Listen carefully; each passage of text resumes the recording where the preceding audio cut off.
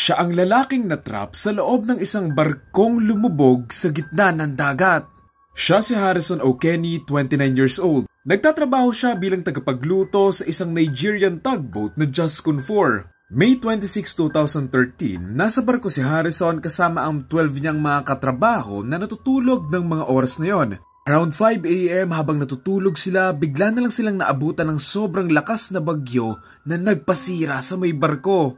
Yung mga empleyado, bago pa sila makalabas sa mga kwarto nila, tumaob na yung barko na nagpalubog dito sa lalim na 30 meters. Sa pagbagsak nito sa ilalim ng dagat, lahat ng sakay nito ay binawian ng buhay maliban sa isang tao.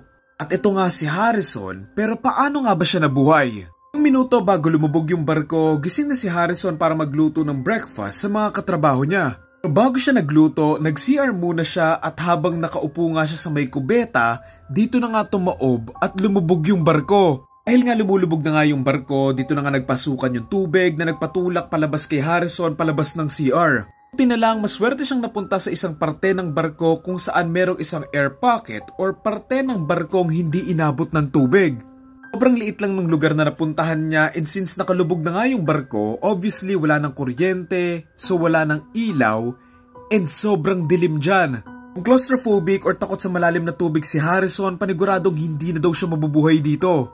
Sigurado may mga nagsasabing bakit hindi na lang siya lumangoy palabas. Gustuhin man ni Harrison na lumabas at bumalik sa may taas, hindi yun magiging madali kasi nga bukod sa madilim yung loob ng barko, hindi rin siya makakabalik sa taas ng walang proper equipment. Kaya wala talaga siyang ibang option kung hindi maghintay ng merong magliligtas sa kanya at panatilihing kalmado yung sarili niya. Manatiling nakalutang siya, nakakuha siya ng 2 kutsyon at pinagpatong niya to at dito nga siya pumatong para lumutang siya doon sa napakalamig na tubig. 3 araw na ang lumilipas at hindi pa rin nakakatakas si Harrison at wala nga siyang makain, hindi rin siya nakakainom ng tubig. Halos 72 hours na rin siyang nandun kaya naman unti-unti na siyang nawawalan ng pag-asa until meron siyang makitang liwanag.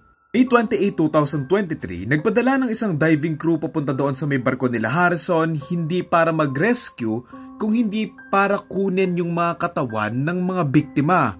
Kumbaga, ina-expect na talaga nilang wala nang makakalabas ng buhay dito kasi, alam mo yun, parang imposible naman na talaga. Kasi sino daw ba makakasurvive sa isang barkong nakalubog na ng ilang araw? 7:30 PM, sumisid na yung mga diver at pumasok sila sa loob ng barko para hanapin nga yung katawan ng mga crew. Isa sa mga diver na to ay si Nico Van Herdin at habang nag-iikot-ikot nga siya sa loob ng barko, dito na nga siya nagulat ng merong humawak sa kanya. Dito na nga niya nakita yung kamay ni Harrison at ang nasabi niya lang ay, "He's alive!